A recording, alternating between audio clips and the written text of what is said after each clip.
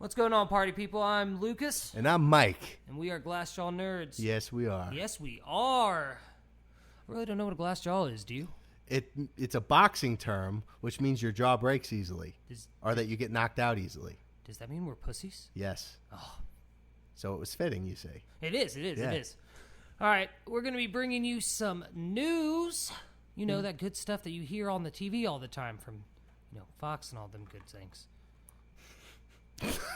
Yes. Sorry, I had to. From Fox, Yeah, the Fox, good one. The most reliable and honest news resource. Seriously. Right next to MSNBC. Yep. All right, so, Mike, did you hear about this? Venom 2 screened today for the first time. It might have actually been yesterday, depending on when people are listening to this, or a couple years from now, depending on when people are listening to this. But yes, Venom if you're listening to this during the Mad Max era of American history, then it was nice. So enjoy learning about the before times. It was not nice, and the before was not as good as he's saying it is. It was wonderful. Also, welcome to the Thunderdome. Hell yeah. Yes, Venom 2 was screened for critics, and they are not allowed to review it until September 30th. So yeah. I feel like that's a bad sign. Like, I like the first one quite a bit. I mean, it was flawed. It was a little weird of a movie. It definitely felt kind of like an earlier 2000s, but like a good early 2000s superhero movie. Yeah. So it was like a different tone, but like I liked it. So like a Daredevil. Yeah, but like good and not life ruining. And not playing two Evanescence songs in a row. To my ass. But like, yeah, no, none of that. None of that. It was good. I love Tom Hardy. He's one of my favorite actors too. But the fact that they're like no reviews until it's like the day before it comes out. Yeah, because I don't like that. Makes me nervous. It makes me nervous, but at the same time, I understand because Marvel does that as well sometimes. Like they did the Shang-Chi premiere and stuff like that, and no one was allowed to review it for a while. And even when they were first allowed to review it, they weren't allowed to give any type of detailed description or spoilers. That said, most reviewers are saying there is one scene that will blow your mind in a good way. My guess is Spider-Man. It could be. I mean, there are several leaks that say Tom Holland's Spider-Man is appearing, which I don't necessarily think is going to be the case because Sony is setting up their own Spider-Man universe, and there's a lot of talks with Tobey Maguire and Andrew Garfield coming back for their own respective Spider-Man series. I couldn't see Tobey Maguire doing too many more Spider-Man movies or roles even, just because he is getting older now. Even though he still looks like a baby hen. Yeah, he's weird. Like, Tobey Maguire has like he looks like both an old man and a baby at the same time. Like, I don't understand. I think that's the best description of Tobey Maguire's face I've ever heard in my life. Like if an old man was a baby or if a baby was an old man. Him and Jake Gyllenhaal always looked exactly the same age, and now Jake Gyllenhaal looks mature, and Tobey Maguire looks exactly the same. Yeah. It's weird. This is why we need a launch pad, though, so that I can play that clip of Tobey Maguire being like, fucking move, there's cars, and I can't see them. Spider-Man can't get home. Can't get home. Can't do it. I'm guessing the scene is a hardcore fuckfest between Carnage and Venom. Just hard CGI porn. Could you describe it a little bit more? Please. Not for weird reasons, I'm just curious. Like, Woody Harrelson. I actually want to talk about Woody Harrelson for a second. So, I was talking to a friend of mine because we were at a place and they were playing the movie White Men Can't Jump. I've not seen that forever, but yes. And I was looking at Woody Harrelson and I asked her, I said, Woody Harrelson is one of two things. He is either the ugliest handsome guy or the most handsome ugly guy. Which one? Where do you stand?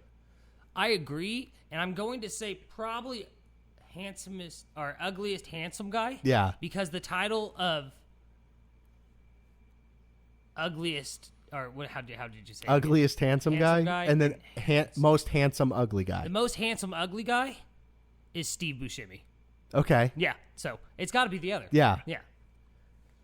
I'm glad we came to a conclusion that I'm proud of. I'm happy. I'm very glad that I get to see Tom Hardy and Woody Harrelson. Fuck. And I won't lie. Actually, for the first probably like 15 to 20 years of my life, I mixed Matthew McConaughey and Woody Harrelson up because I'll be real, I can't tell the two apart. Honestly, yeah. I mean, they don't look the same, but their vibe is the same. Exactly, and they sound exactly the same almost. Yeah. I could picture Woody Harrelson being like, all right, all right, all right, and doing that weird chest thumping scene in Wolf of Wall Street.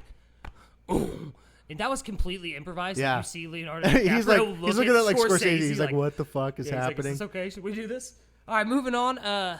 Rumors are saying that Michael Keaton is coming back for another Batman movie and not just the Flashpoint movie. Yeah.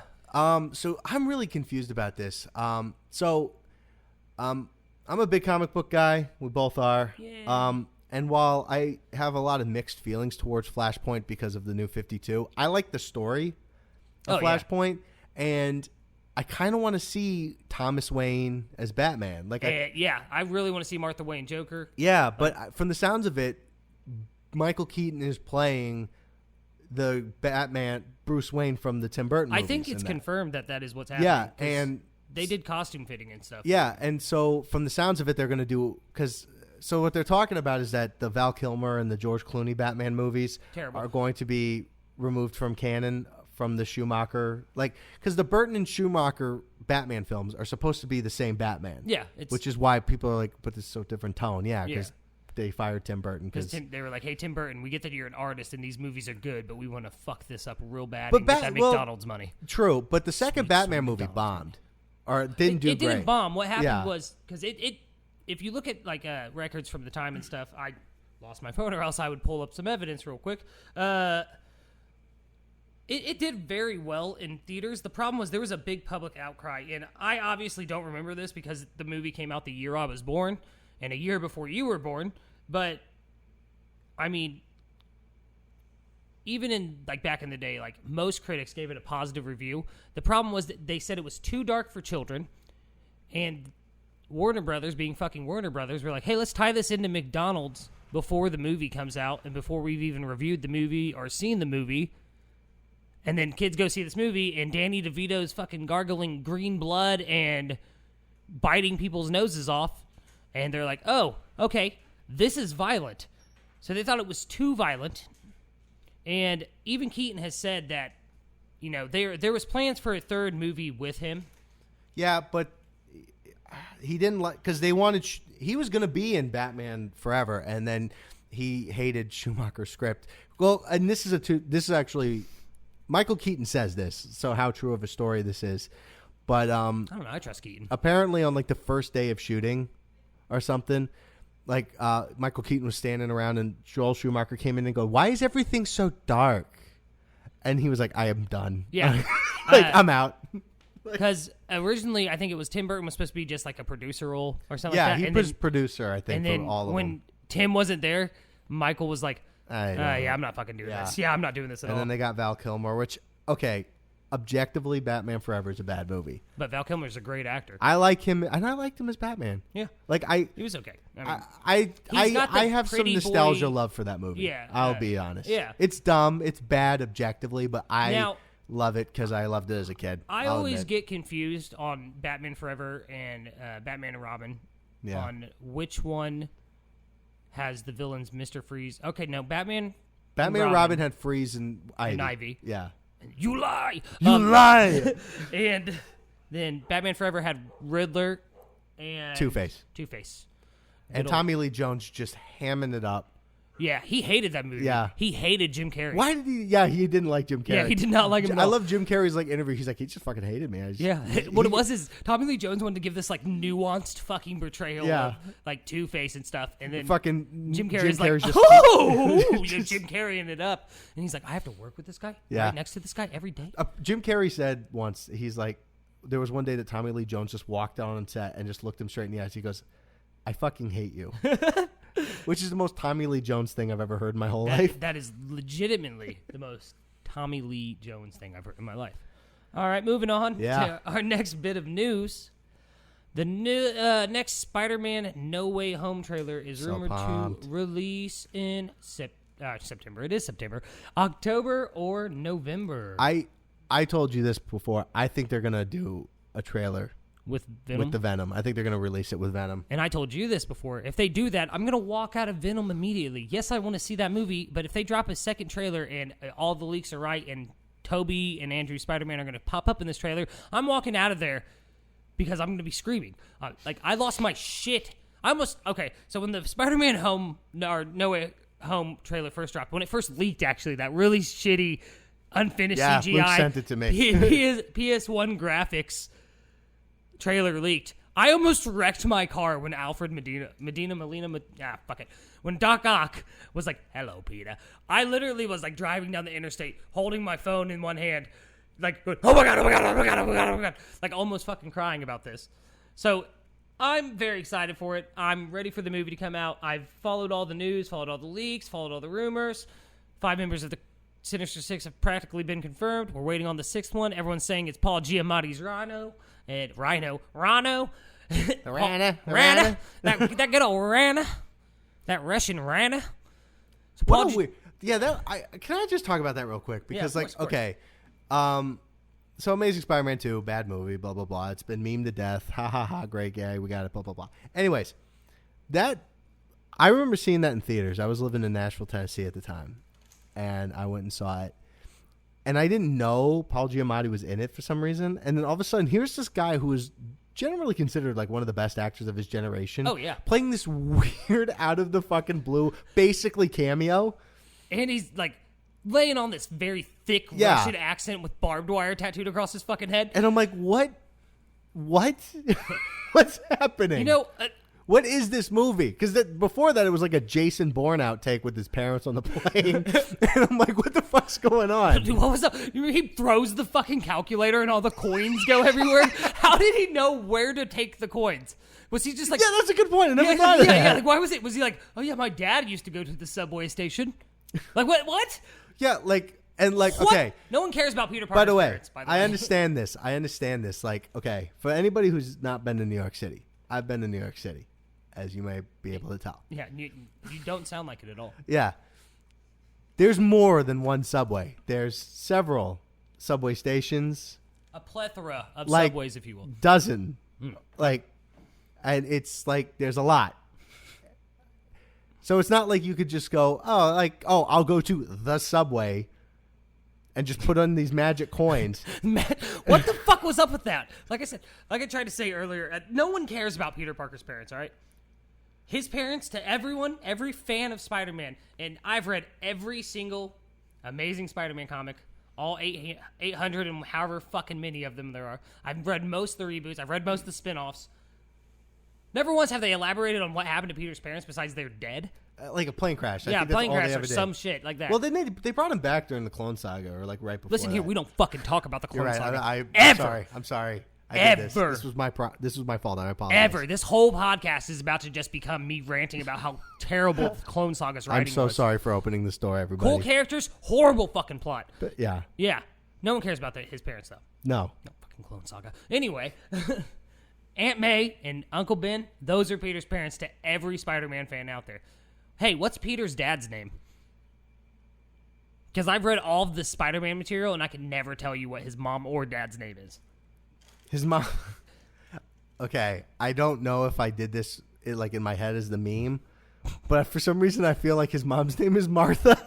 Martha Parker? I feel like that... Save Martha! I feel like that's right. I don't think it is. Even if it's not, it's my headcanon now. And is it... I'm just going to... Carl and Martha. Carl and Martha Parker, who left their young son with Carl's considerably older brother. Seriously, Ben. yeah, fucking Ben was 20 years older. I'm like, I just don't understand why they did it that way. Like, why did they have to be so? Whatever. Stan Lee's a weird guy. I think he just got bored with parents. It probably did. He was like, fuck it. His parents are dead. He lives with his older aunt and uncle. Yeah, they're ancient. They're just old motherfuckers. Sorry, guys. A ghost just knocked something over in my house. Yeah, it happens. And I hear the X-Files theme. All right. Moving away from No Way Home. Hey, Mike, have you ever seen a movie, it was from the 80s. Oh, God. Called Twins? Twins? With Arnold Schwarzenegger. Oh, God. And Danny DeVito. Oh, my God. Yeah, they're making a sequel called Triplets. with Tracy Morgan playing their twin, or their triplet, I should say. Wait. He's playing all three? No. It's Arnold Schwarzenegger, Danny DeVito, and Tracy Morgan. You know what? I love Hollywood. I do. I love it. I want everyone out there to know that while we were coming up with the news for today, I wrote down the word triplets and wouldn't tell Mike what it meant. Yeah, he because I wanted wanted a genuine reaction. I genuinely want to see this movie. Like, this might be my most anticipated movie. Have you seen the original? Yeah, probably years ago. Okay, so the Is plot it a of long lost triplet? The fuck? that's what I'm thinking, because it's a genetic experiment That's one that way to results describe in it. fraternal twins, Julius and Vincent. I'm just reading the synopsis here. Julius and Vincent, who are separated at birth. Their mother is told they died. Now Vincent, who's a street hustler, obviously Danny DeVito, ekes out a living in Los Angeles. Julius, raised by a scientist, grows up humble, intelligent, and strong. Okay, there's a lot of words I would use to describe Arnold Schwarzenegger in any circumstance, and I don't think intelligence is one of them. Or humble. Guys, have you ever heard, like, interviews with him? Apparently, he was married to Maria Shriver, who was, like, a Kennedy. Yeah. And he said to her mom, she's got a great ass. Like, the first time. You know what? He's an honest man, and that's all that matters. Yeah, well, yeah. You know, my favorite fact about John F. Kennedy is the fact that there was no shooter that day. His head just did that. Yeah. Anyway, basically, it's about Arnold Schwarzenegger character. He learns that he has a brother and a mother, and he goes out to find them, and it's a buddy comedy with Danny DeVito and Arnold Schwarzenegger. It's actually a pretty good movie.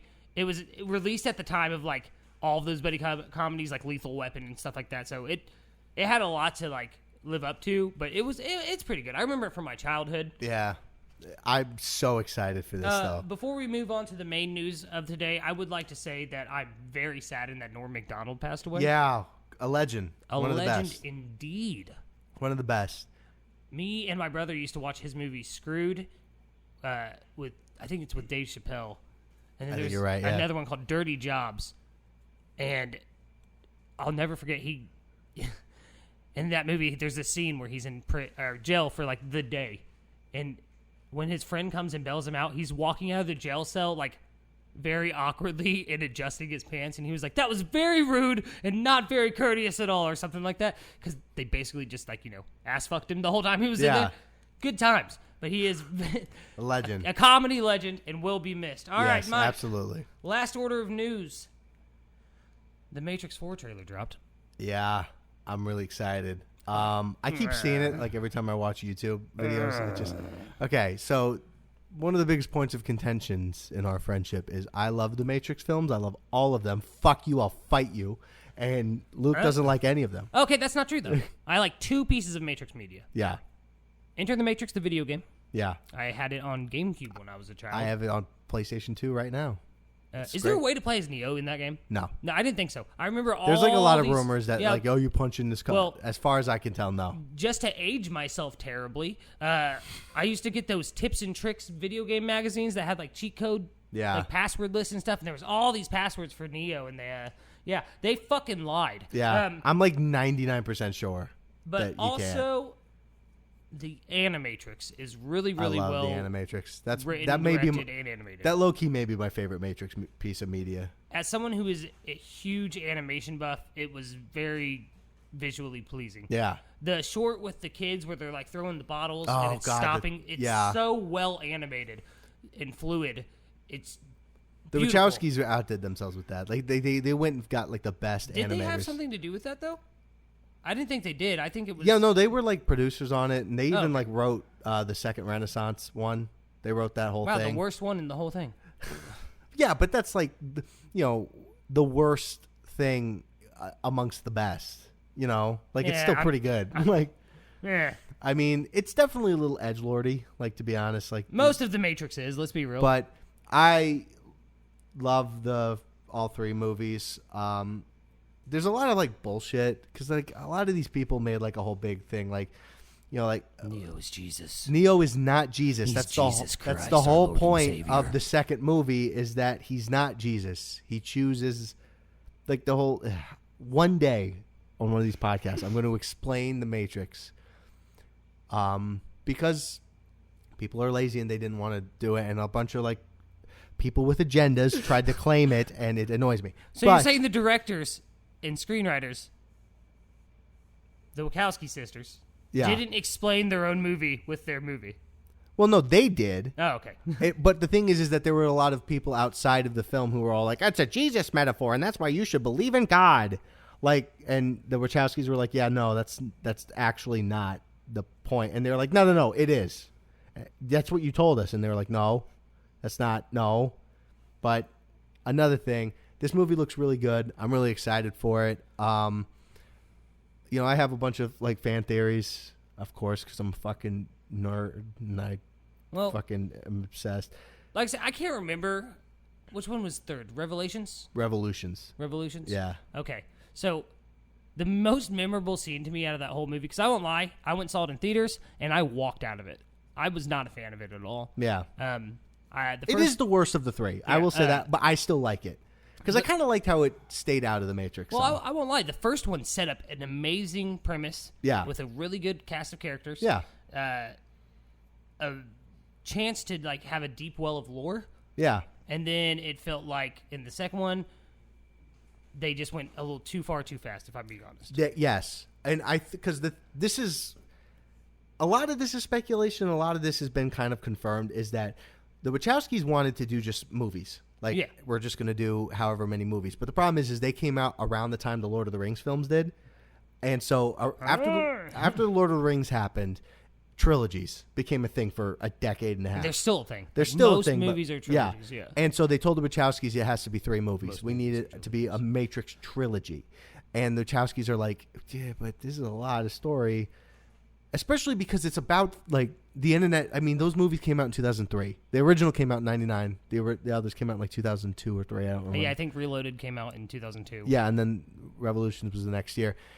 The internet was still young, and people didn't understand these, like, ideas. Oh, yeah, Y2K had, like, just happened. Yeah, and so, like, and that's why I think there's a lot of misinterpretation, and there's a lot of people with a lot of agendas who were trying to claim that, like, there are, like, Christian groups that were trying to claim that the Matrix was, like, allegory for Jesus. Yeah, and I guess if you wanted to interpret it that way, you could, but I don't think it's that simple. In fact, I think it's the opposite because of the second movie.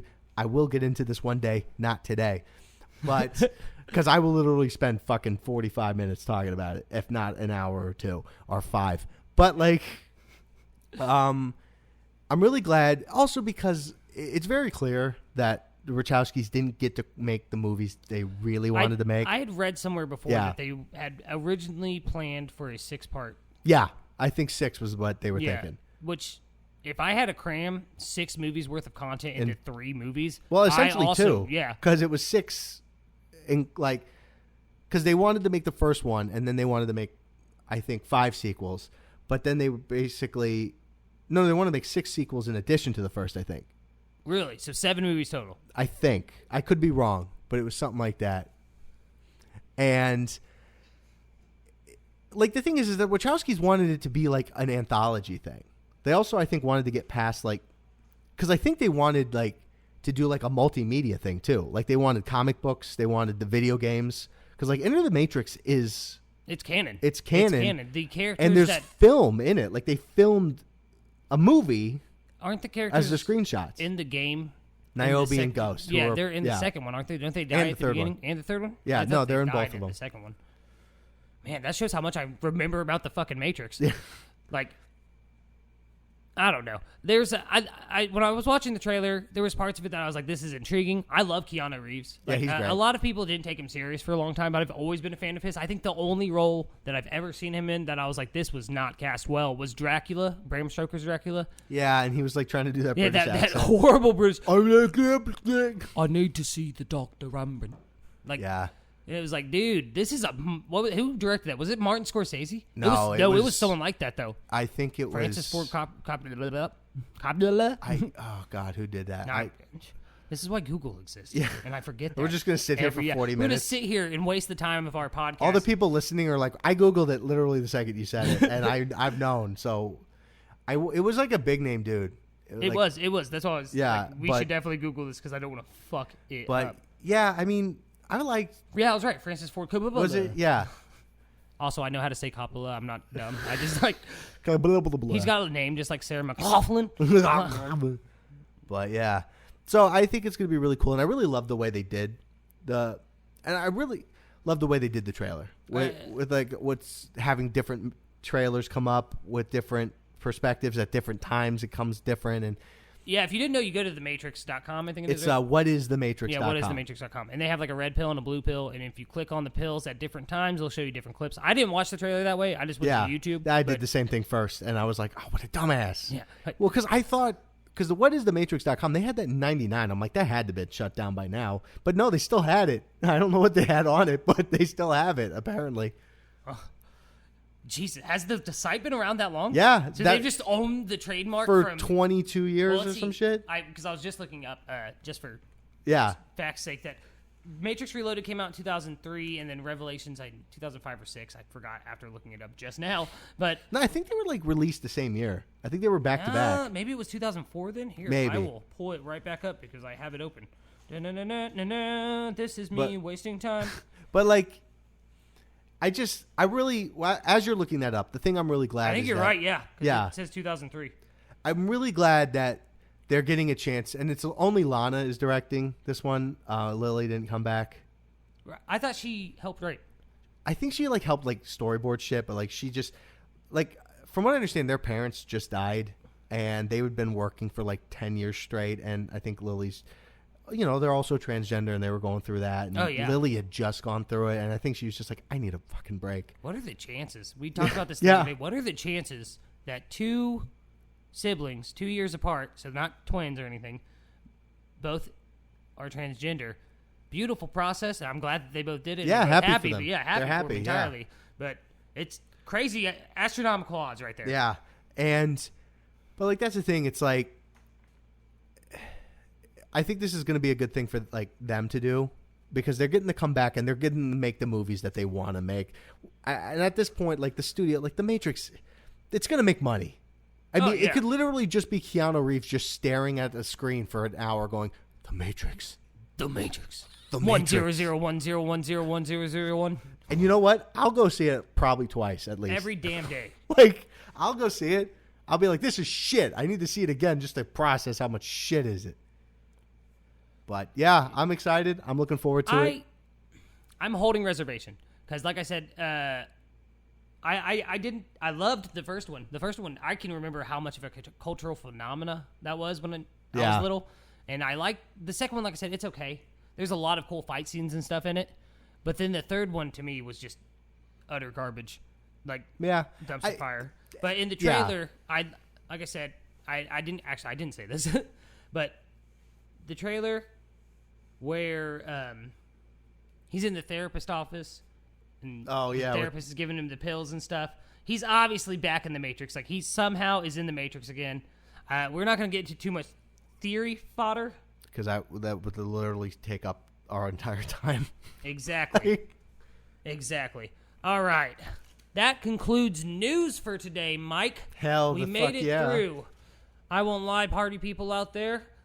I have not done a podcast or any kind of hosting in about 5 years, so I was a bit nervous. This next segment we're going to do is called Son of a Pitch. Son of a pitch. Son of a pitch. We need to write themes for all of these. I thought I just did, but okay. I guess you didn't like shit on your work. Yeah, that's fine. I'm okay.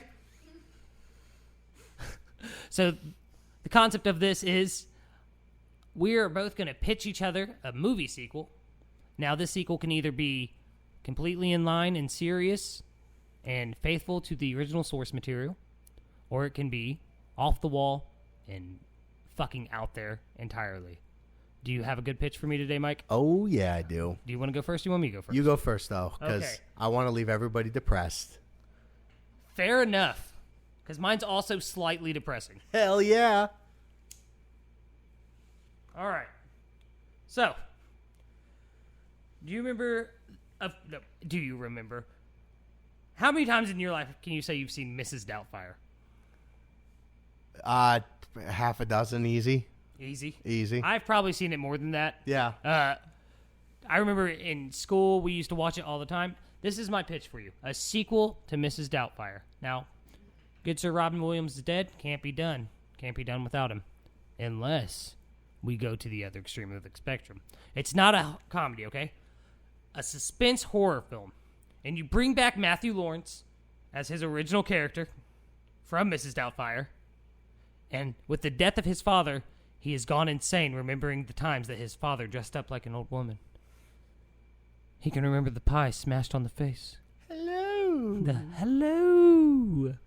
So he gets a hold of his uncle.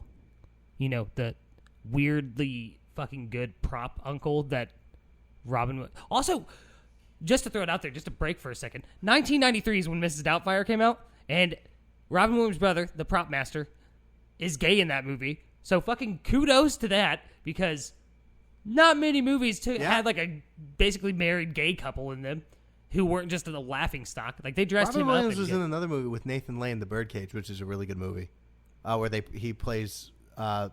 they play like a couple, and everybody look up The Birdcage. It's a really good and underrated Robin Williams film. Yeah, I've not seen it. It's really good. I'll check it out. So he has a kid with this woman, but he's gay.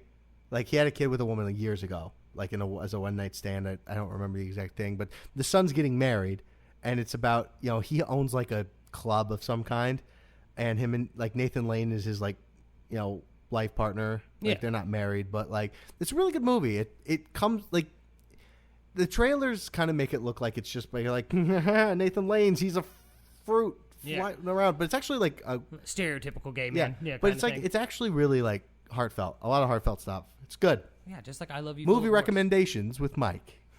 All right, so here's the plot. Yes, he goes crazy. He becomes Mrs. Doubtfire. Pierce Brosnan's character from the first film is in the shower. He thinks he hears someone in his house. A muffled. You guys can't see this, but Mike is fucking beet red, trying not to laugh. He walks out of the shower. I'm just so excited. He calls out. He doesn't hear a response. He slips on a pie. A cream pie. And he falls. And he's like, what? Cream. Suspenseful music starts playing in the background. And that's when we see him. Mrs. Doubtfire. He goes over to Pierce Brosnan and smothers him with his fake titties. That got him. I knew it. Oh, shit. Now imagine that. Esteemed actor, Pierce Brosnan, smothered with fake titties. James Bond himself Taken out by titties.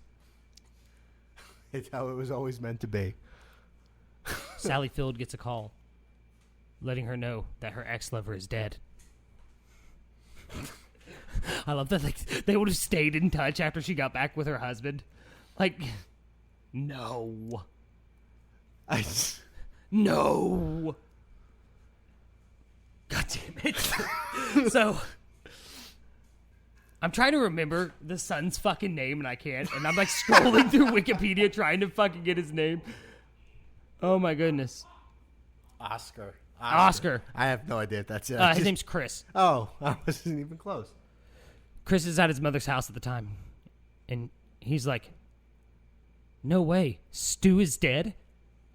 Wait, Pierce Brosnan's character's name was Stu? Yes. I don't remember. Yeah, but his name is Stu. Fair enough. You know, for how fancy and rich he was, I would have guessed, like, I don't know, Marcus or something like... Yeah. Like, not Stu. Not Stu. Like... Or even Stuart. Like, just whatever. Oh, fuck. He's like, oh no, Stu's dead? And she's like, yes, he is. He's like, okay, I'll leave you to mourn. And as he walks out of the room, she cries as he walks out of the room. And then she sees it. He's coming down the hall. Mrs. Doubtfire. We hear a, hello! And the screen cuts to black. Dun-dun, dun-dun, dun-dun, dun-dun, dun-dun, dun-dun. All right, I'm not going to go through the whole plot of this movie, but basically the plot is that Chris Hillard, Matthew Lawrence, and you have to get Matthew Lawrence back. I know he hasn't really acted in shit since, like, I don't know, Boy Meets World. I think that's like probably like one of the last things he was in. But bring him back, and you have to get all the original cast except for Robin back, obviously, and he has to kill all of them. And at the end, there'll be a detective and be like, "We just can't figure out who it was. Everybody who saw the suspect, they said it was an old lady. It was an old lady." And it ends like Norman Bates style, like him looking at the camera and be like, "They'll never suspect a thing. I wouldn't even hurt a fly." Well, I'm fucking sold. Yeah, I would go. I would see that movie at least twice in theaters. Yeah, that sounds. It's a ride. It's certainly a ride. It's certainly something. Yeah, like, I don't think it would ever be produced or God, greenlit no. for that matter. But imagine any fucking comedy from imagine Jingle All the Way. Already Like, on board. Yeah, like as a fucking slasher film. I'm Turbo like, Man. Yeah, Jake comes back and he's fucking traumatized because his dad dressed up like Turbo Man and fucking. Then again, they'd have to. Why would I want the doll when I have the real hero at home? I just realized I called the character Jake, but it's Jake Lloyd, the actor who played him. Yeah. Fuck, that guy. He's doing well in life right now, Is by he? the way. No, he's I in was a about to mental say- hospital last time I heard. In Indiana, too. Yeah. Like, Which we are in Indiana. yeah. But Aren't you jealous? no one is jealous of that, and they all fear for our safety every day. As you should. We're in This- Gary, Indiana. I'm scared. Specifically. Constantly. No, if we're in Gary, Indiana, we would have already been robbed of these microphones. Yeah. Oh, God, yeah. So Mrs. Doubtfire 2. Matthew fucking Lawrence's character's revenge. I don't know. Mrs. Doubtfire Chris's 2. revenge. Chris's revenge. Mrs. Doubtfire 2. The White Cream Pie's revenge. Cream pie. Coming to a theater near you. This summer, you know her face. Hello. You know her voice. Oops, I should have said hello when you said that. Mike, you killed me. I'm glad. Oh, Now my this goodness. show's mine. I'm solo now. Yes. Fuck yes. Now about the Matrix. Yeah, let's get back to the Matrix because that's what Mike really wants to talk about. All right. So what's your pitch? Because you were sold by mine. What's yours? I'm sold, yeah. All right. Back to the Future 4. I've never seen the first 3. You've never seen any of them? I'm fucking around. Of course Oh. I have. I know every detail of it. I was like, I mean, I understand not seeing like the third one because, like, You know, I love the third one. Yeah. A lot of I people think all talk 3 of bad them are about it, good. but I think Yeah. it's probably, I wouldn't say it's my favorite, but it's definitely up there. Like, yeah. I like the whole. It's just a solid series of films. I like it. It is. So let me shit all over it. Yes. Unfortunately, Michael J. Fox is a semi-retired actor due to being very ill with Parkinson's. He's having he tries his best, but I will say this, just to interject real quick. They did a revival of the Michael J. Fox show for a little bit. Yeah. And he fucking made fun of himself for it. yeah. Hard in that. No, he's Like his a son was trooper. like, we passed the whatever at dinner, and he's like shaking trying to pass him a bowl of whatever it is, and he's like, all right, I get that you're having like this heroic moment, but I really want that right now. And it's like, that's pretty good comedy. Like, good Yeah. for him to like shit on himself a little bit. And So this is the thing. okay, hit me with Marty McFly is not doing great. He's got Parkinson's. He's sad. He's living in a assistant living home.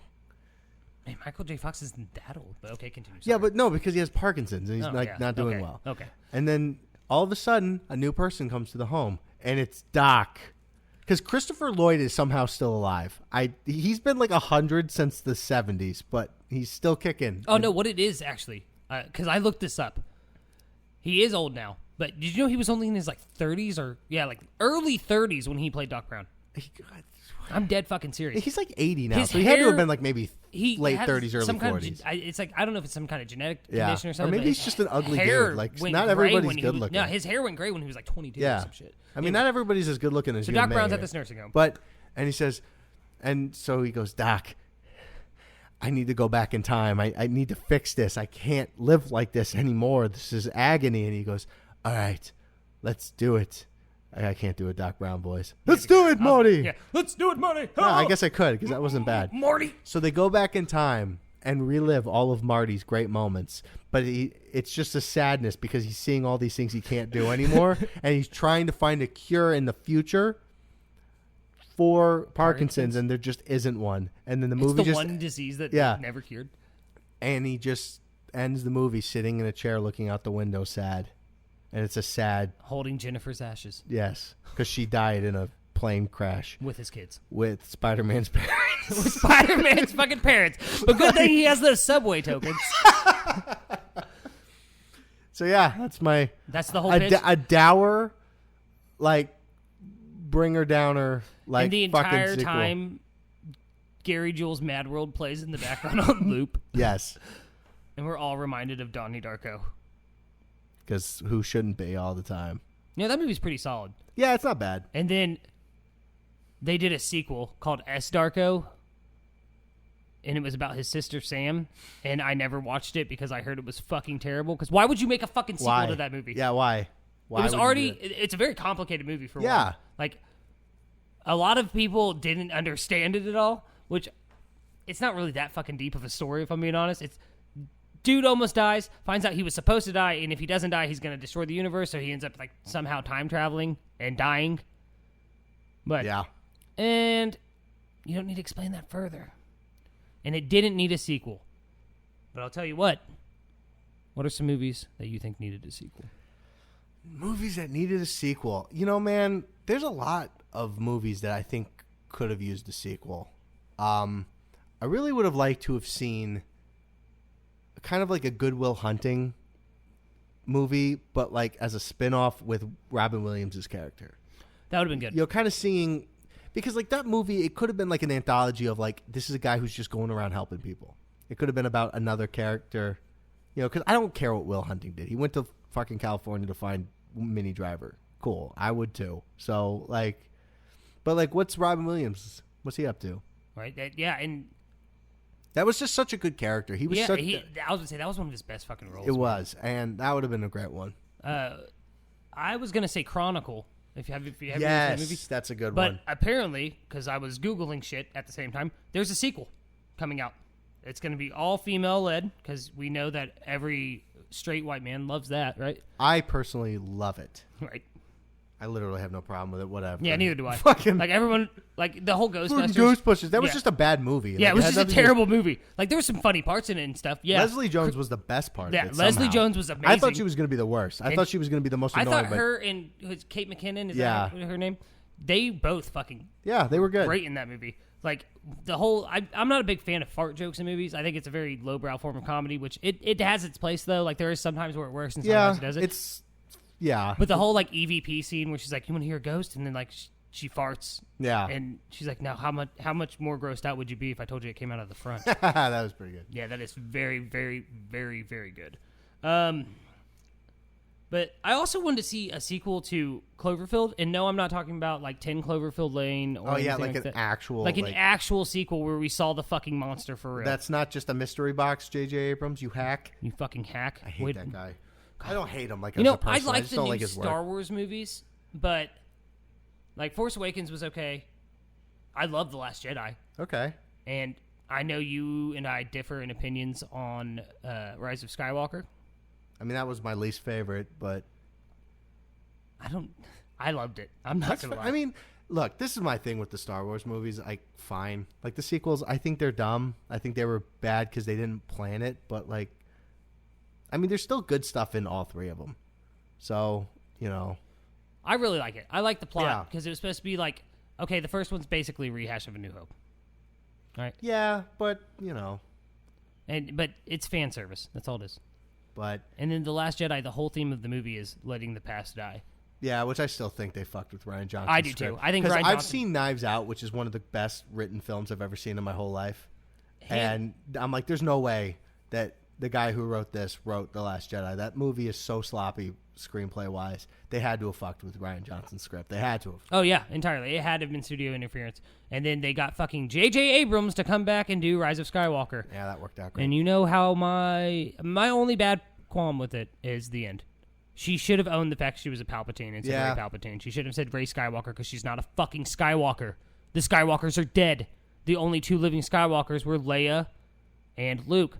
Well, Leia's not. Leia's an Organa, but Well, I mean, she's a Skywalker. adopted. Yeah, but and- like, and Ben. and Ben, but he's a Solo. Yeah. like he's technically a That's Skywalker, true. but That's why he has high, metachlorians, which a lot of people like shit on that, but I really like the prequels, except for Attack of the Clones, because, I hate sand, and it gets everywhere. Everywhere. All right.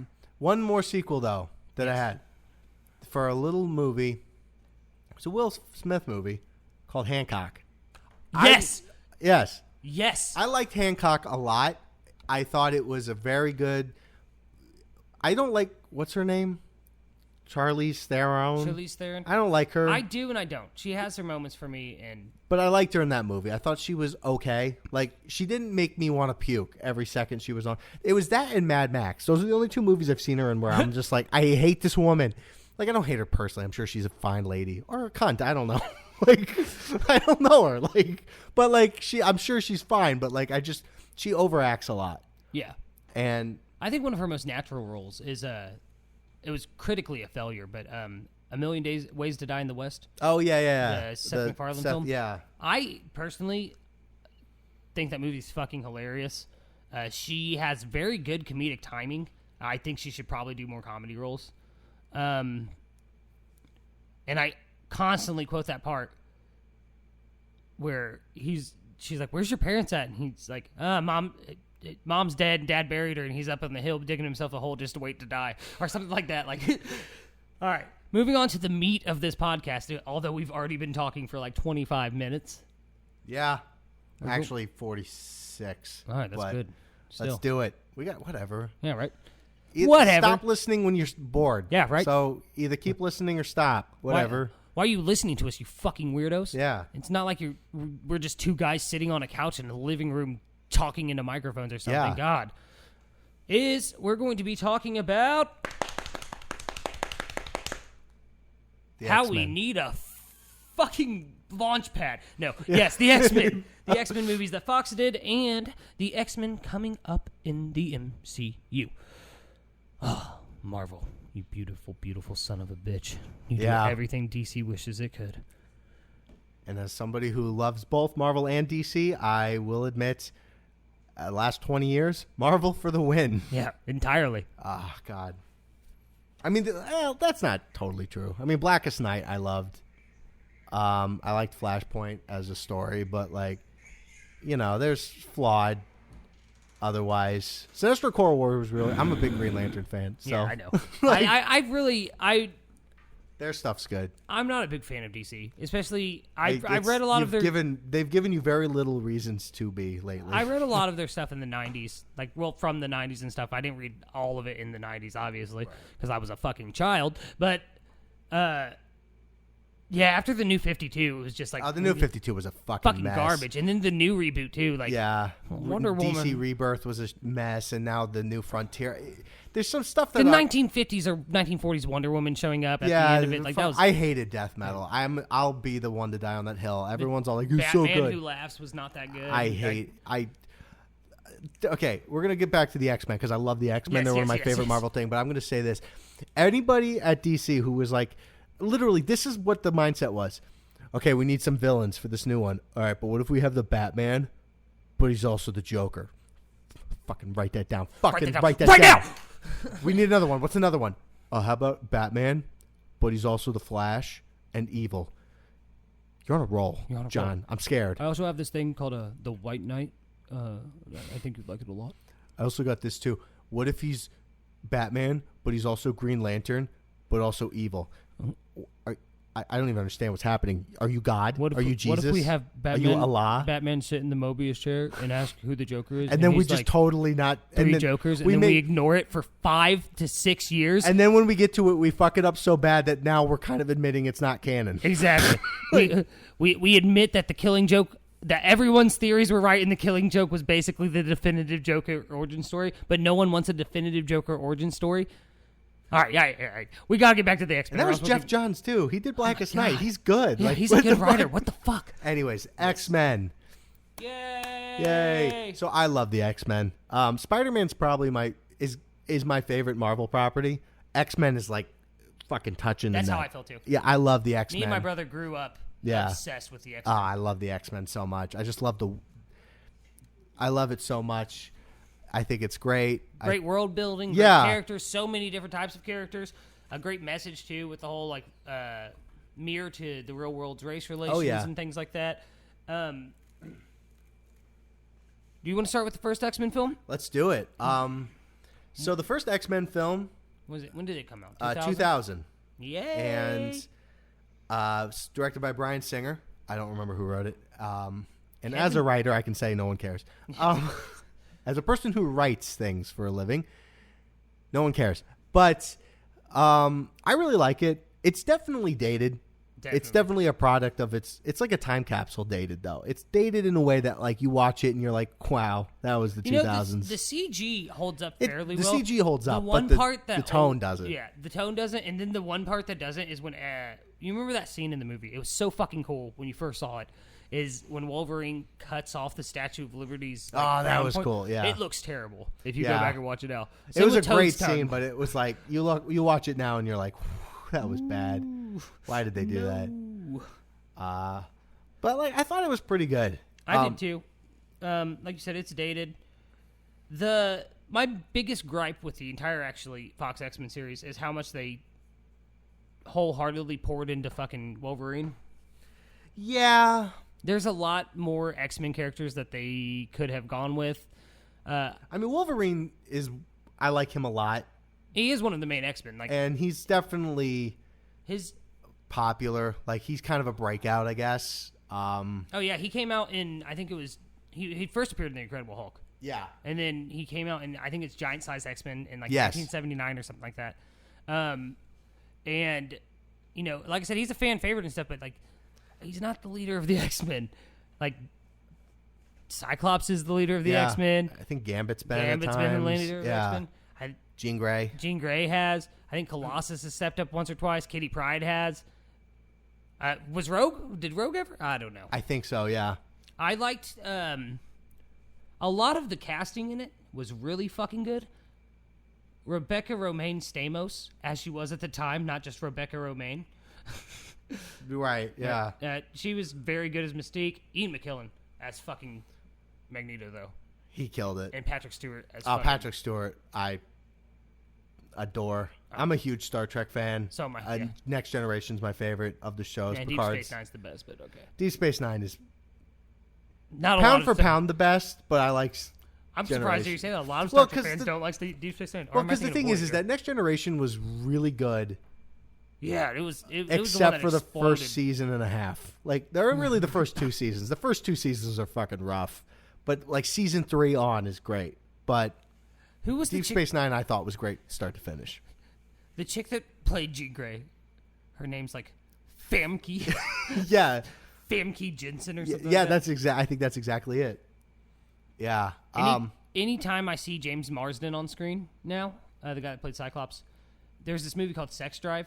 And in I know that movie. Yeah. The director's cut of it, he has a scene where like he shows up at the door for something, and like the camera pans past the main character, but in the director's cut, he just turns to the camera and goes, "Cyclops."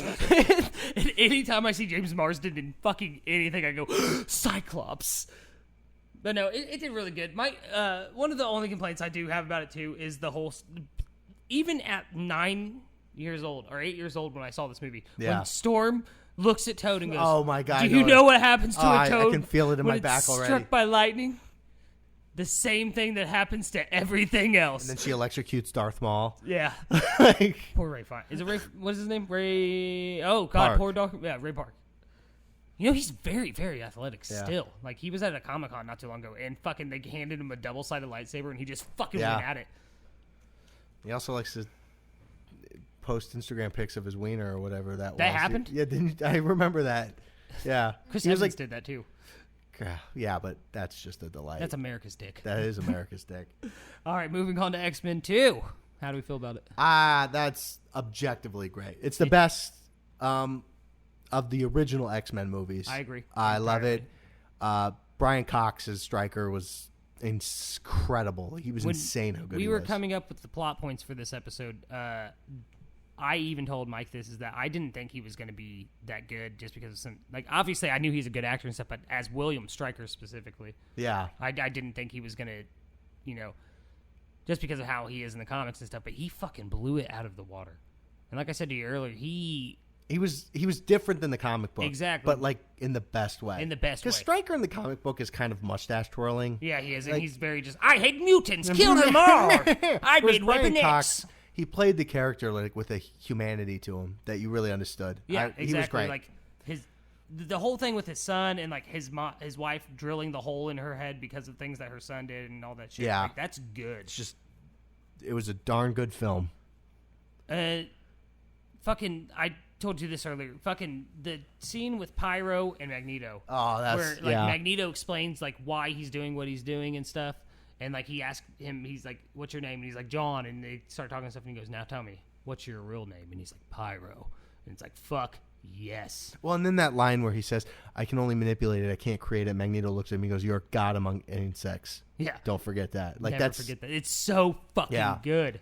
Ian McKellen killed it. Yeah. I mean, he's just a treasure and it was just a good movie. Yeah, it was a darn good movie. It is a darn good movie. It was a darn good movie. And then where did they go? Bobby's house? Was it Iceman's house? Yeah. It was his parents' house, Omega level mutant Iceman. Another great line in that it's just the delivery of it. They're looking at Wolverine and they go, "What do you teach?" And he just goes, "Art." Art, yeah. Like art. I don't know. It's like it was just a weird like throwaway line, but the way he delivered it, it just makes me laugh. That part, art. And then I always think of like when they're in the fucking car after like the mansion gets attacked or whatever, and he's like, "I need music. I can't sit in silence like this." And Pyro reaches up and hits play, and Scott's like, "What is it?" The fucking I think song? it's NSYNC. It's NSYNC or Spice Girls, one of the fucking two, and I can't remember. And they all just go, Yeah, like because of course fucking Scott Summers' cop ass would fucking listen to NSYNC, which I'm not gonna shit on them. Like NSYNC, they had their day. Yeah. And it going like nostalgia purposes and stuff, it's fun music to listen to. But all in all, It should have been Limp Bizkit. It should have been Limp Bizkit. They just hit the It's ring. just one of those days. Wow, we did not plan that at all. That was good. Oh, goodness. And how we move on to the garbage of garbage. It's not the worst one in the entire not even close. X-Men series. It's actually like a competently made film. Borderline. X3, The Last Stand. Directed by Brett Ratner. And I feel like that's all I need to say. He's not wrong. I mean, look, Bryan Singer's a creep, and he's not great. But Brett Ratner, I mean, come on. That first X-Men movie's the movie that like Kevin Feige cut his teeth on. Yeah. And I see why he didn't come back for this one. Because they kept saying like, they're like, what do we do for these movies? What do we do for these movies? And Kevin Feige would be like, there's fucking comics right here. Yeah, read them. There's great storylines right there. Like, yeah, but it's not sexy. Yeah. But the yellow spandex. Why does Cyclops have a blue costume with a yellow sash across him? God. My biggest problem with it, there's a shit ton of problems with it. Yeah, I was about to say. Like, I'm like, you're one. Was like, well, just to like get started on it, it's fucking. Okay, I got what they're trying to do the Phoenix. Yeah. Terribly, but they were trying to do the Phoenix, and yet somehow still better than Dark Phoenix did. You know, I never finished that. I started watching it. And I saw it in theaters. Yeah, I'm in sorry. IMAX. Yeah, so I'm sorry. And the yeah. person you saw it with, not going to name names, but I'm sorry. But okay, so ouch. They're trying to do Phoenix. She dies at the end of X2, saving them, holding up the X-Jet, whatever. Blah blah blah blah blah. Did they ever explain in the movie how she got out of the lake? No, she was just there, walked out. She? She's like, "I'm magic now. I'm magic. I'm magic, girl." I do remember at the end of X2 though, when they're doing the sweeping shot over the lake at the end of the movie, there's like the shape of the Phoenix in the water, and that was like supposed to be like a hint that they were doing Phoenix next. But one of my biggest gripes, not a lot of people everybody's complained about this movie. Everybody's talked shit about it, about the shitty way they killed fucking. Actually, I won't lie, though. When they killed Professor X, the first time I watched this movie, I started crying a little bit. Yeah. Like, teared up a little bit. But they did the Brotherhood of Mutants, finally. And called it the Brotherhood. Yeah. And it was just like, Magneto has an army, and Marrow's there for some reason, shooting bones at people. Or is it Spike or Marrow? It's one of the two. Their powers are basically the fucking same. Yeah. I don't even remember. Yeah, that movie was it's so forgettable, too. Like, I barely remember what even happened in it. Like, I know what happened. A lot of terrible choices. Yeah, just bad. And they didn't bring back fucking Nightcrawler, which was the biggest mistake. Yeah. And, yeah. Because Nightcrawler is one of my favorites. He always has been. Oh, yeah. He's an amazing character. Yeah. With the religious subtext and everything, it's good. Yeah. Yeah, movie was bad. Yeah. You're just like, yeah, movie bad. I mean, it's like, it's one of those kind of bad movies where it's just, it's like the original, like, okay, I don't like either cut of Justice League, the movie. Yeah, I think, but sorry, like, I just thought of the fucking Norwegian chicks or whatever singing about and then walks into the water. Okay, I gotta say this. So me and Luke, we were watching, like, he invited me over to his old place and he's like, let's watch the Snyder cut. And we got to that scene and he looked at me, he goes, I'm done. I can't. I can't do it. I couldn't. Like, I'm just like, and then like I still haven't finished the movie. I know everything that happens in it. Obviously, It's not great. It's not great. I made it to mean, the Flash scene where he there's- like touches the hot dog or whatever, or like. Or he takes the hot dog. Yeah, he takes the hot dog, and like everyone's like, it's a callback to his original comic book debut where he did something with a hot dog, and I'm like, that's not true at all. That's not good. Yeah, no, and but the original Justice League, the theatrical cut, the biggest problem with that movie is just bland. It's boring. It's bland, and then they have no character development between the characters at all. Like, low-key, I love Batman and Robin because that movie is a fucking memeable. It is Holy hilarious. Rusted Metal, Batman. He's like, what? That was actually in Batman Forever. But It's sad you know the difference. Listen, you're not wrong. You lie. That whole movie curses. Like it's a goofy movie. Like they shouldn't have. It is. But like those kind of movies, you can get something out of. Like yeah. Last Stand is just boring. Like it's not good. But there's nothing to bitch about. Like, it was just a poorly bad movie. There was that scene, like the credits stinger. It was before end credit scenes where he shows up in a coma patient, and it's like, did he just snuff out that guy's fucking entire existence and take his body? I think canonically what he did. Nice. Yeah, nice. Yeah, everybody's big dad hero. Yeah, just fucking Charles Xavier obliterated somebody's consciousness. Yay! Defeater of the Shadow King.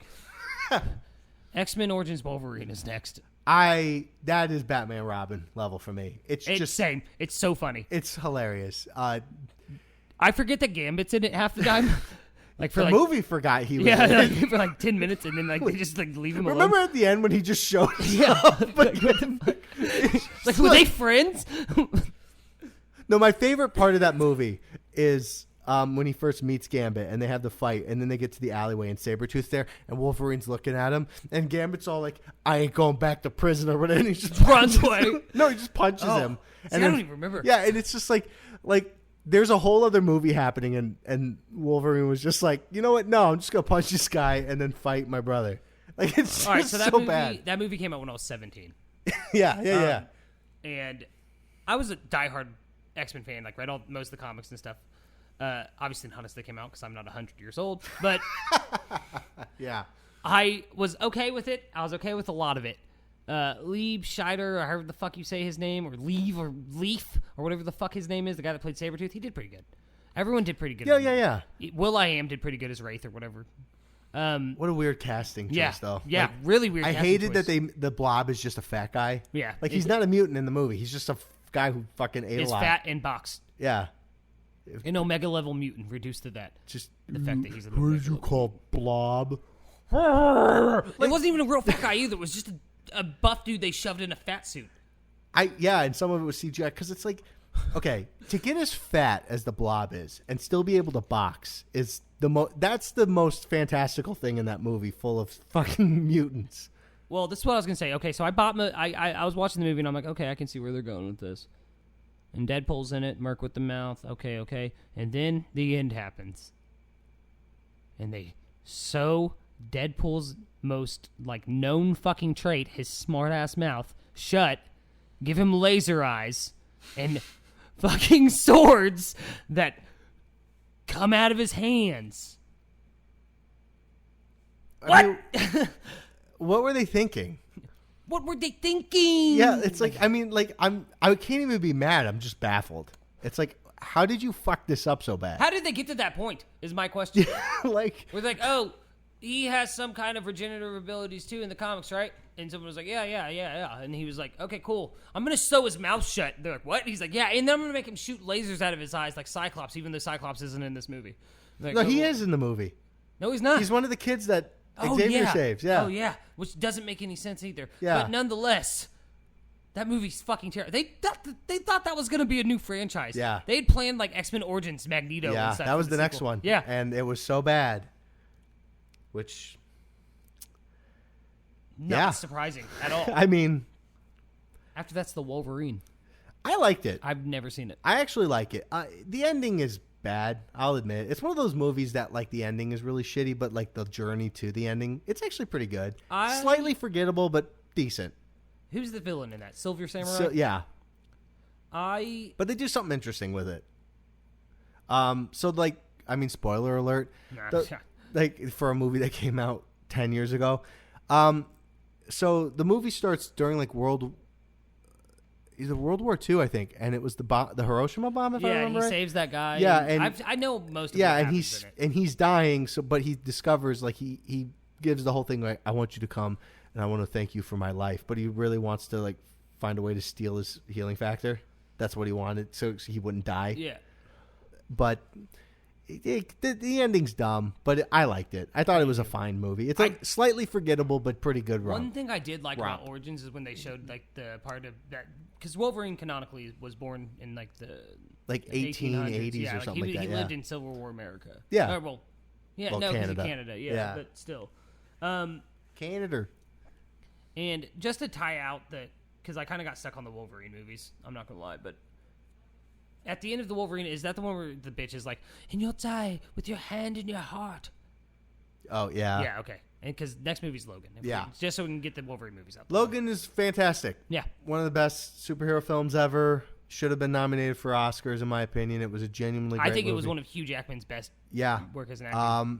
I loved it. Me and my dad went and saw it, and we cried. I cried. Wept. Like 2 or 3 times during that fucking movie. Yeah. It was... When they showed... I'm a dad, and when they showed all the kids in like the mutant facility and like the poor treatment of them and stuff, like I genuinely cried. And then I laughed because I'm not a dad. Yeah, you were like, "Ha, fuck those kids." Kids stink. And then when Xavier died, that was a great one. State of Xavier, like fucking it was Patrick just so Stewart. Oh my god, man!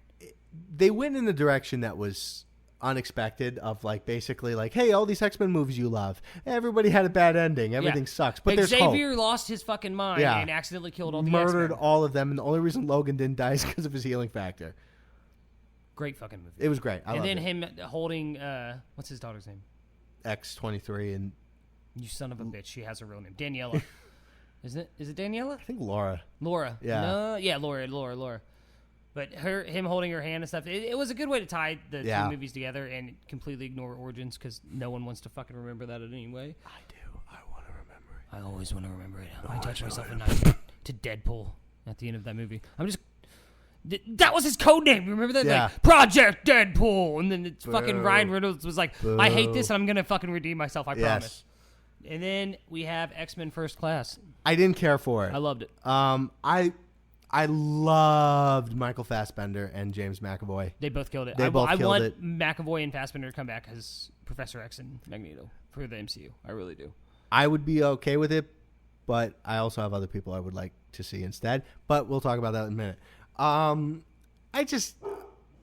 not a big Jennifer Lawrence fan, and she's so prominent in all of those movies that it's kind of annoying. That is why I shut off Dark Phoenix. Okay, so she had this rant on behind the scenes. Oh, yeah. Yeah, where she was tired of doing the makeup. And it's like, why the fuck would you play a character who is known for being blue? In her defense, she did it when she was like she didn't have a whole lot of roles. She got that movie before Hunger Games. No. Wasn't it? Yeah, it came out like right after Hunger Games. Yeah, well, but that means it was probably filmed around the same time. She wasn't a superstar yet, but now she's like, she won an Oscar undeservingly, and terribly. Silver Lining Playbook. I just didn't think it was that good. I don't think she was that good in it. What the fuck is that? That was the movie she won an Oscar for in like 2012. It can't be that good. I've never even heard of it. She did it with Bradley Cooper. No, that's why. Bradley Cooper's a money getter. Yeah, but like, she's not good.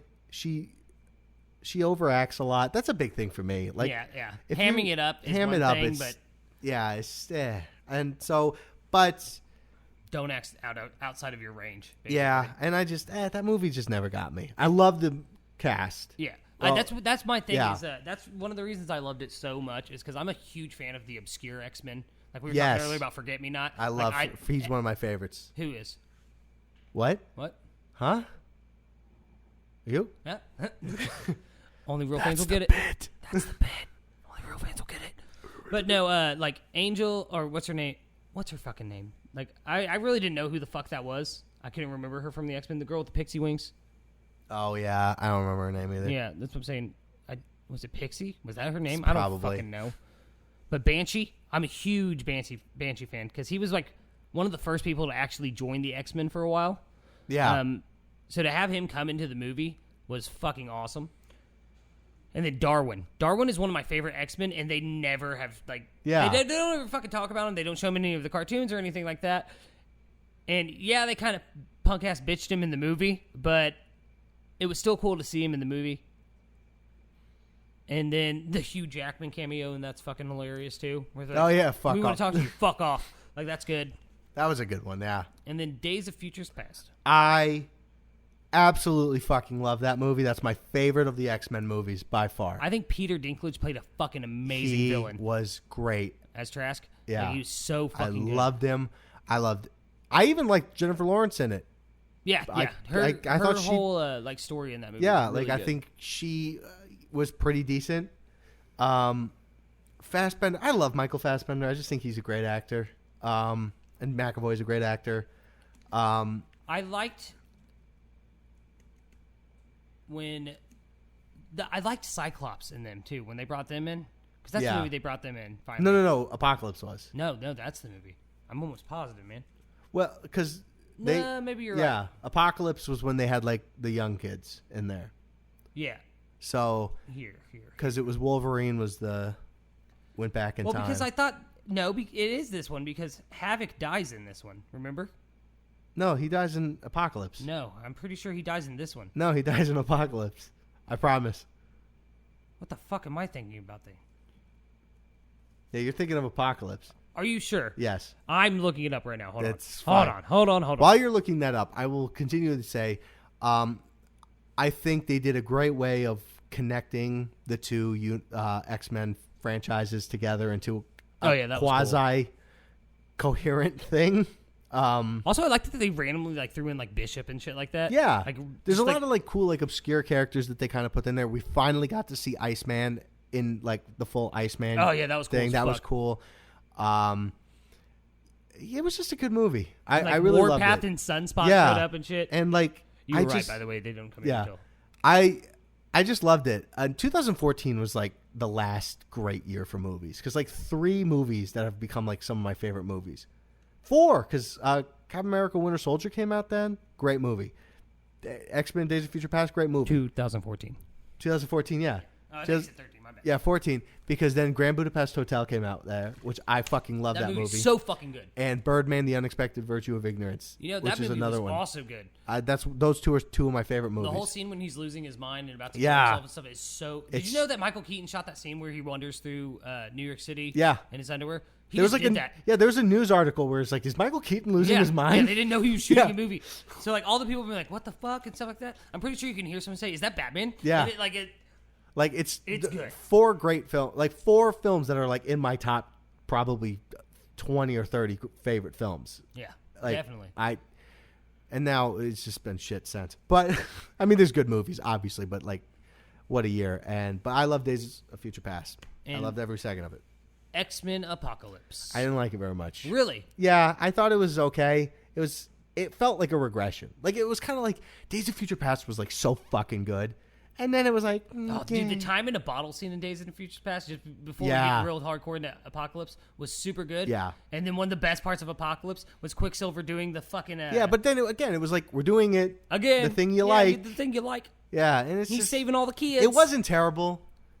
I liked Oscar Isaacs. Yeah, he did great. Apocalypse. And a lot of people shit on him for it. I think Olivia Munn did great as Psylocke. Yeah, so did I mean, there was good performances. Then again, she was like one of the first people I ever, diddled myself to, but still. Sure. Great performance. Yeah. Yeah. I loved Attack of the Show.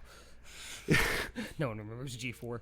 But yeah. I like the younger X-Men too. I liked. Me too. I can't ever remember her name, but she played fucking Sansa Stark on Game of Thrones as Jean Grey. I like the kid Sophia that played, Turner. Yeah, Is that? the kid that played Cyclops was good. The young Nightcrawler was fucking perfect. Yeah. He's actually. I've heard. There's been a lot of rumors that he's in talks to reprise his role. I as really Nightcrawler. hope so. I do too, because he did fucking amazingly. Cody Smith McPhee is the kid's name. Nanny McPhee, the terrible children's movie. I Wait, forgot that thing got like a sequel. I forgot it was that a movie. trilogy, actually. I forgot that movie existed, and now I'm having nightmares. Yeah, Thank right, you. thank you. Thanks, buddy. Emily Blunt in horrible prosthetics. I don't like Emily Blunt. Yeah, neither do I.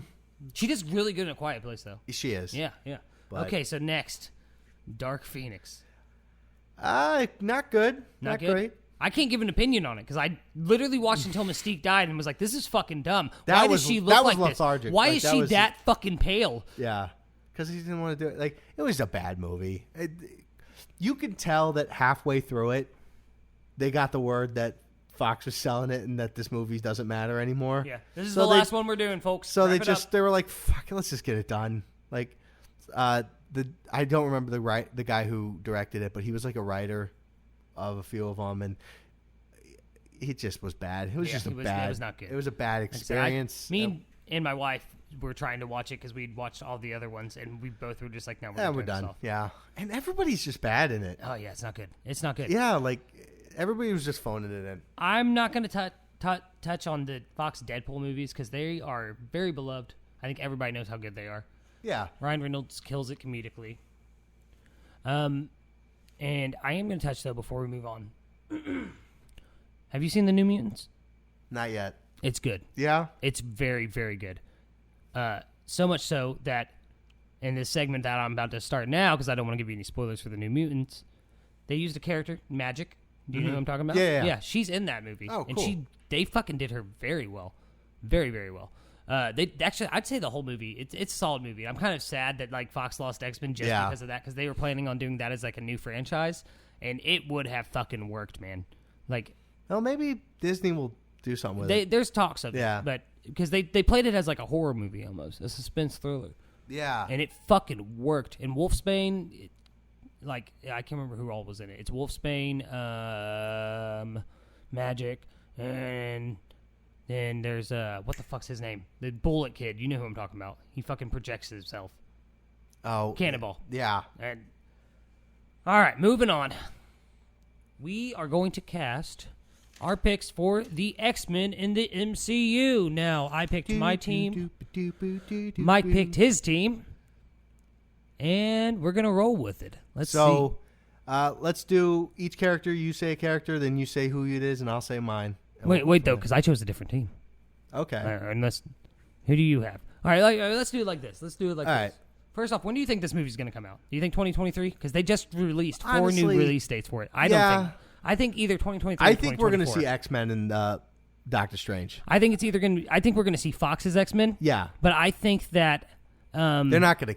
the Eternals are going to be the reason the mutants come. Because in the comics, that's they're a good point. kind of Yeah. one of the points. They're the reason that mutants exist. In the Yeah. comics. Yeah. So I think they've kept it under wraps very well. Unlike No Way Home, which is the worst kept secret ever. Which I'm so happy. I just got to say this. For like the past 3 months, I wake up in the morning or in the afternoon because whatever. Yeah. And just with like a bunch of messages from Luke, bro, check this out, check this out. And I'm just like, I Yeah. wake up and I'm like, Anytime there's I'm a so leak excited. from No Way Home, I immediately send it to Mike. I'm so excited. Immediately. Like, I don't even bother looking up shit. Like, if I hear like a rumor, I'm like, oh, Luke's on it. Oh yeah. Like, if you've ever seen the Charlie Day meme from It's Always Sunny in Philadelphia about Pepe Silva, Yeah. that is me with No Way Home. I'm like, Andrew Garfield and Tobey Maguire. It's Sandman. And I'm telling you, it's Sandman. It's Electro. It's the Lizard. He's striking out I'm at so him. ready for it. And Paul Giamatti's Rhino for some fucking reason. I don't know why they wouldn't bring at least one villain from the MCU, which they probably are, but Paul Giamatti's Rhino. That's it. All right. Do you want to go first? So I want to start with my Professor X. I didn't even choose Professor X. I did. I I just did chose the a Professor X-Men. X. Now, I'm going to say this already. This will not happen. I know this will not happen. Of all the actors that I'm going to talk about, this guy is the least likely to happen. For the main reason is, last I checked, he's retired from acting. I thought you were going to say dead. I was like, fuck. No, I wouldn't do that. I choose Avery Brooks, most famous for playing Commander Sisko in Deep Space Nine. Dude, yes. I'm a huge Star Trek fan. I love Deep Space Nine. I love. Crazy. I was going to choose Patrick Stewart. Wait, no. I thought about it but he's too old and he wouldn't want to do it. He doesn't want to do it anymore. Yeah. Yeah. Well, God, he's like fucking 80. Like he's like, I'm probably gonna die. And I'm pretty sure like one of the only things he still does actively is the Picard. Yeah, Picard, Yeah. and then he does the voice for fucking Oh, Bullet American on Dad, American yeah. Dad. Yeah. But I think he's great. He's got a great voice too. Like he's just got that good deep voice, Oh, yeah, and he's exactly. just a commanding figure.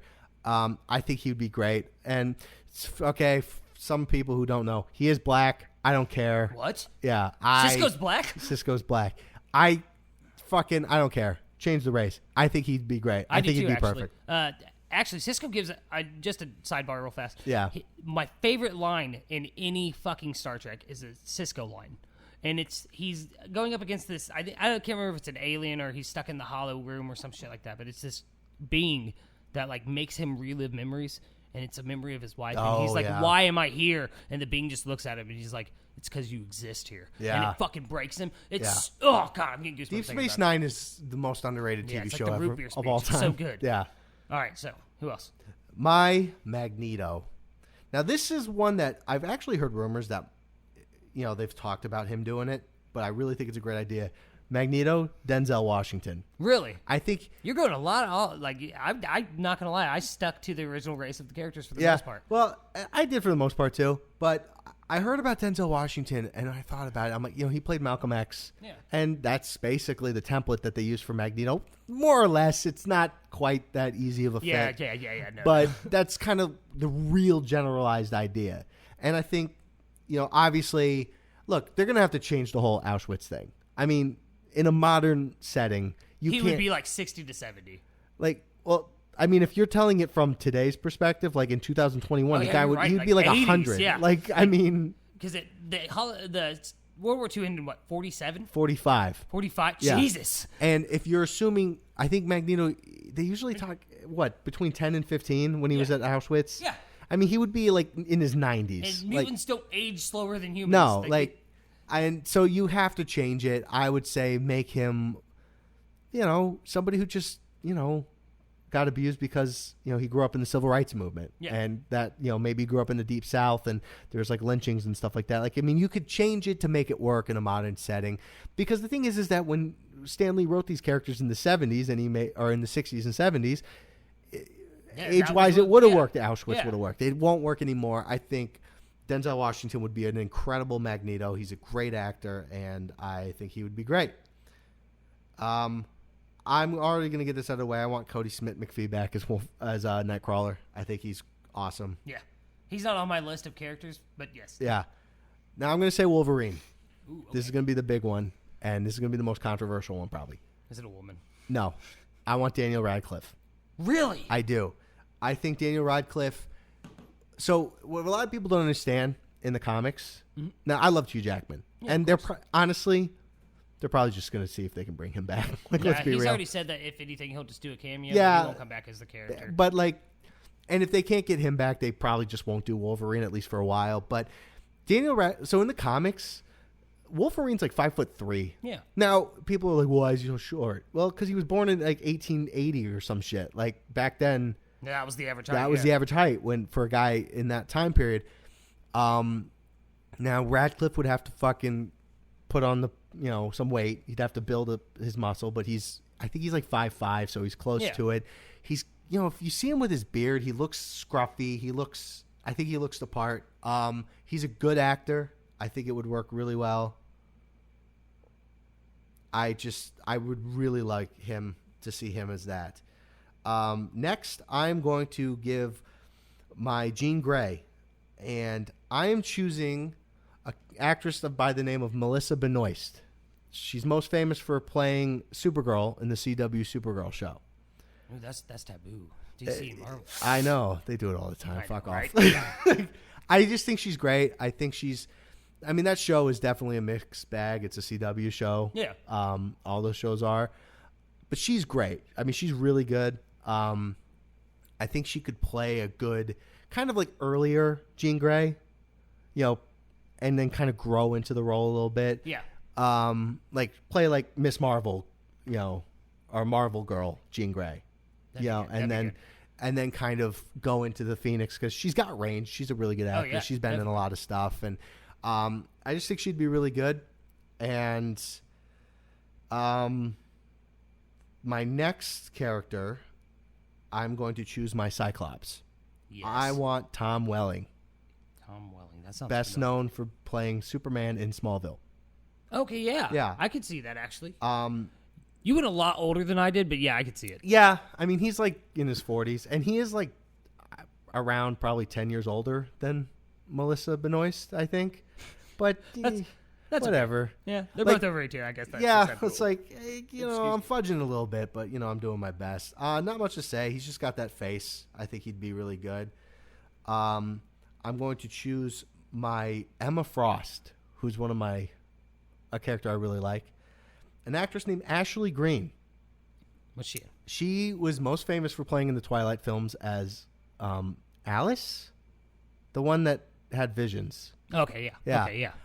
So I'm a big fan of redemption, especially for like actors. Yeah, of course. Like for people in general. But like getting like the Twilight movies are bad, fine. No, but they're terrible. I mean, Robert Pattinson is genuinely a great actor. He's one of the fucking best. He does this movie with where he played Salvador Dali. Yeah. And I genuinely believe that he like studied that man's fucking life for that role. And honestly, I feel like a lot of those actors are really good. Oh, yeah. And they just were in a bad thing. I think she would do really good as an Emma Frost. She's got a very fierce face. She's just got a very like powerful look that she could be a villain, but also good. Could be good, yeah. Yeah, and I like your team so far, by the way. I'm going to go with a bit of an obscure one. This one's the one I'm the least confident about, but this actress named Adelaide Kane for Rogue. She was in a show called Reign on the CW, which was about Mary Queen of Scots. She's also in the first Purge as the daughter. Okay, I know who you're talking about. She's been in a few other things. She was in the Power Rangers early in her career. I just found it out because I looked her up. Like which Power Rangers? Like one of the newer ones. Oh, okay, like one of the I haven't seen it. But she's from Australia, so she's gonna have to put on an accent. Because she kind of looks the part. She's kind of got that like spunky girl vibe. I think she'd be a really good pick. Then I have another Twilight alum, Kellen Lutz, who played the big dumb guy. I don't remember his name. Emmett? Jarhead? Yeah, I know. As Sabretooth. That's a good idea. I didn't cast any of the villains. What the fuck was I? Literally just cast the team, man. Yeah. Sabretooth's always one of my favorite villains. Of just course. because he's just a fucking... Mine's Toad. Literally my favorite villain is Toad. I mean, look, I love complex, deep villains. Like my favorite like DC villain is Sinestro. I just think he's such a compelling villain. But you know what? One of my favorite villains is Captain Cold. He's just a guy who wants to rob banks. And that and the Shocker, the Spider-Man villain. I love It's Shocker. like these guys have weapons of mass destruction and they just want to rob banks. Like there's something fucking charming and Silver Age about that I just love. But Kellen Lutz, he's big. He's just, action guy. And my last one that I picked that I want to talk about today is the actor Dylan O'Brien as Iceman. What's he in? He was in The Maze Runner, was his big ones. Okay. And he's got a youthful thing going on, but he also has like that leadership thing. Like in The Maze Runner, he was the leader of those guys and of the crew there. And I think he's a good actor, and I would like to see him. And that's all I got. That's all you got so far. Name off your list entirely, just character-wise. So I have Wolverine. Charles Xavier. Xavier. I have Magneto, Iceman, Rogue, Jean Grey, Sabretooth, and Emma Frost. Okay. That's a pretty good lineup, actually. I would see that movie. Okay. Also, I want Kelsey Grammer back as Beast. I just thought he was good. Weird you said that. I chose him for something else, but... okay, fair enough. And you're going to have to hear me out on that one. You rolled with me with Daniel Radcliffe. Yeah. So that kind of makes sense. It does. It doesn't. It does. It hits your tongue first, and you're like, ugh. But I'm like, no, just ruminate in it. I chose the original X-Men team. Yes. Okay. So I'm going to start with my Professor X, I guess, then. Yeah. Kelsey Grammer. Okay. I think that, because I was trying to think of, like, this is going to sound bad, but I was just trying to think of any English actor that could actually do the role well. Because Professor X is a very, I wouldn't say, like, stern figure. I don't even think he's actually canonically British, is he?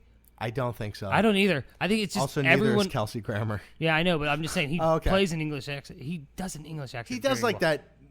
that, like Atlantic accent, like that, like old school, like. No, I know. I'm old-time- saying like he can do a British accent very well. Right. I think I'm so used to British people. Like even in the cartoons and stuff, like they used a British man to fucking Yeah, voice Professor X. I don't recall them ever. I mean, I think he was born in New York. Yeah, like so do I. upstate New York. So like, he'd probably talk more like me than he would an English guy. It's like, hey, we're doing an X-Men over here. So my choice between this actually was Kelsey Grammer and hear me out here, right? Okay. Or Jim Carrey. Okay. Because he has only done a handful of dramatic roles, but I guarantee if he was given the actual serious role, actually I take that back. I don't think it would be Jim Carrey. I don't think he'd do very good. Daniel Day-Lewis would though. Oh yeah, but he's done acting. Is he? Yeah, he's only done retired. do you know he's only done like 6 fucking movies? Yeah, like he hasn't done a lot. No, he's very selective, and it's because he's such a method actor Yeah. that he has to like pour himself into his roles.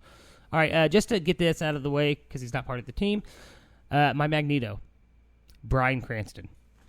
All right, yeah. Yeah, right. I'm on. Right? That's awesome. That was Yeah. best. Like I want Bryan Cranston. Honestly, can I be real? Doctor Doom. No, he's too old. But No, I like that though. He is a little too old though. I want him as Sinestro. I think he'd kill it. yeah, as he would. He'd be a Sinestro. very good Sinestro. Because Mark Strong, the Green Lantern movie's shit. Yeah, it's terrible. Fucking terrible movie. It's not good. I'm agree. It's better than people like. People act like it's like the worst superhero movie ever. no, Not X-Men even close. Origins Wolverine is the Yeah. movie. But Green Lantern. Actually, no, it's not. Steel. We just talked about Steel. There was earlier. one scene in Steel. I've not that- seen it since I was a kid. That every time I see it, that gets me. Is it him on the motorcycle? Because that gets me every time. It was a joke that he intended. So I'm a big sports fan. I love the Lakers and I love Shaq. And I love Steel the character. Of course. I do not like Shaq and Steel together. But there's one scene where he needs to throw a grenade through this little hole. I know what you're and talking about. It's basically a free throw, and then he goes, "I can never make these," because Shaquille Notoriously O'Neal was not a cannot good make free fucking throw free shooter. So I'm like, meta. Especially after his performances in like Godzilla and stuff like that. Like, dude fucking won an Oscar. Oh, yeah. Like, he is such Or a he was phen- nominated. Yeah, He was should have won. He was nominated. Yeah. fucking robbed. He But was robbed. Bryan Cranston's a Like, national I don't know if treasure. you ever watched the 2017 Power Rangers movie. I've not. He plays Zordon in there. Yeah. And I'm not going to lie. One of the best fucking performances Yeah. ever. Like, he just took the source I material. want to see that movie. I just haven't. I've really yet. wanted to continue. Yeah. Like, they did really well. The whole Krispy Kreme thing, I know you haven't seen it, but like Yeah. they do this whole plot around Krispy Kreme donut. I am so on for it. I Yeah, don't we're know like what. the Zeo crystal, which is a huge thing in like the canon of fucking Power Rangers, is buried underneath a Krispy Kreme donut. So they're like, Rita Repulsa is like, where is it? And they're like, Krispy Kreme. So like they mention Krispy Kreme like 100 fucking times. This scene brought to you by Krispy Kreme. Yeah. Real quick about Power And Rangers. that rant brought to you about Krispy Kreme.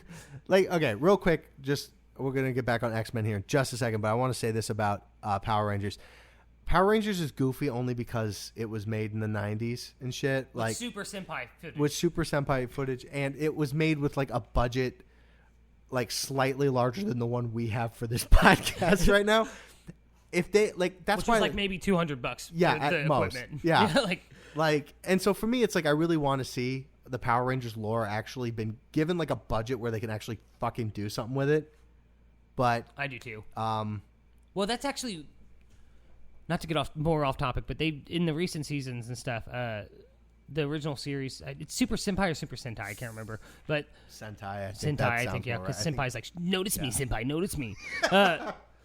They've sent like the costumes and stuff over for them, and like that helped a lot. And like they've shot, like they did a whole fucking reunion special, and Sentai did it as well, where like every single Red Ranger fought at the same time. Yeah, and it was obviously like it's a not, multiverse thing. Because they did that in the Power Ranger comics, because there are Power Ranger comics. and they're fucking great, actually. Which I didn't know about until Linkara on YouTube. Linkara, the Lightbringer.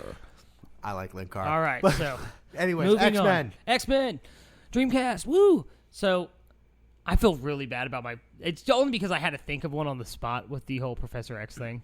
Yeah. Like, there's probably a much better. I actually would think that Denzel Washington or someone like that, Like, especially since you, like I said, I tried to stick mostly to the main race of the people.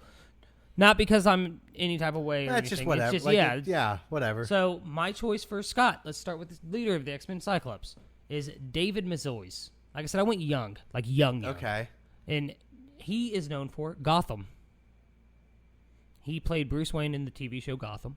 That's what I know him from most. Yeah. Have you ever watched it?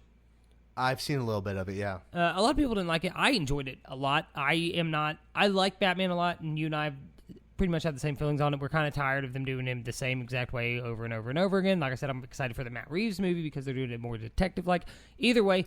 I'm so tired of the plot armor, too. Exactly. It's like, I'm Darkseid, I'm going to punch you. Oh, no, you beat me. How? Prep time. Prep time. Like you beat Goku, fight prep time. Dr. Manhattan ain't shit. But yeah, so that's who I chose for Scott. I just think that with his performance in Gotham, he was a little, because he was a child when he fucking started that show. He was literally like 13 or 14 years old. Do you know what I mean? Like maybe even younger. But he did so well in it. Like to show the emotional grasp of losing your parents and shit like that. Like the kid's got fucking depth is what I'm saying here. Yeah, I okay. agree. And then my choice for Jean Grey is, and I try to avoid this cast if I'm being honest, because they get put in fucking everything because they're very good child actors, is Sadie Sink, and she plays in Stranger Things. Okay.